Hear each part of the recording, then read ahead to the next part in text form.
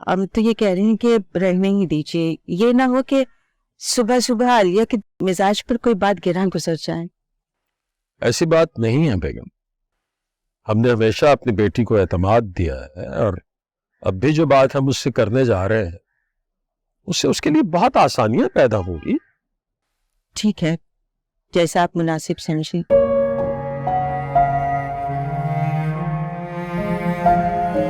یہ رہی میرے ابا جی کے لیے چائے۔ عالیہ بیٹھو بیٹا۔ عالیہ بیٹا، نواب صاحب آپ سے کوئی بات کرنا چاہتے ہیں۔ عالیہ، ہم آپ سے یہ پوچھنا چاہ رہے ہیں کہ آپ رضا صاحب کو کتنا جانتی ہیں بیٹا؟ بس اتنا ہی جتنا ایک ملازم اپنے مالک کو جانتی ہے۔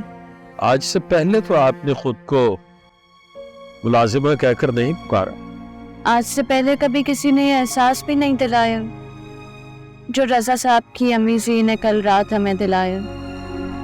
بیٹا یہی تو نواب صاحب پوچھنا چاہ رہے ہیں کہ رضا صاحب اور ان کی والدہ کے آپس کے تعلقات کیسے ہیں؟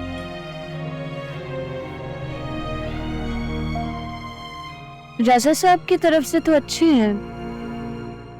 نواب صاحب کا ماننا ہے کہ رضا صاحب کی تربیت ان کی والدہ نے ہرگز نہیں کی۔ شاید ایسے جیسے ایک ستیلی ماں کیا ہوتا ہے۔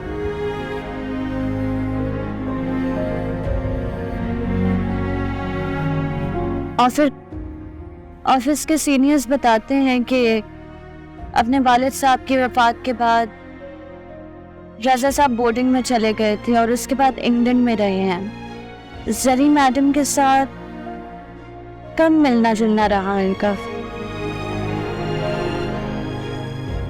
یہی آپ کے لیے سوچنے کا مقام ہے بیٹا۔ رضا صاحب بہت اچھے آدمی ہیں، بس ان کی والدہ کا مزاج ذرا تلخ ہے۔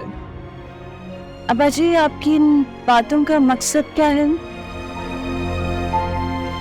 بیٹا آپ اپنے آفس جا رہے ہو تو معمول کے مطابق ہی کام کیجیے گا، اور کل جو کچھ بھی ہوا اسے فراموش کر دیجیے گا، کیونکہ اس میں رضا صاحب کا کوئی قصور نہیں۔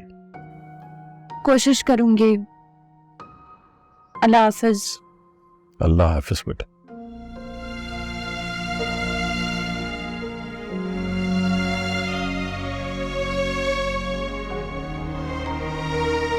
نواب صاحب، آپ کی جہاں دیدہ ہونے پر تو ہمیں کوئی شک نہیں تھا، لیکن آپ کی بصیرت کا بھی کمال نہیں۔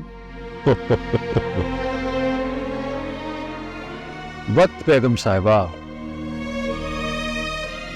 وقت سے انسان کو تجربہ حاصل ہوتا ہے اور یہی سب کچھ سکھاتا ہے۔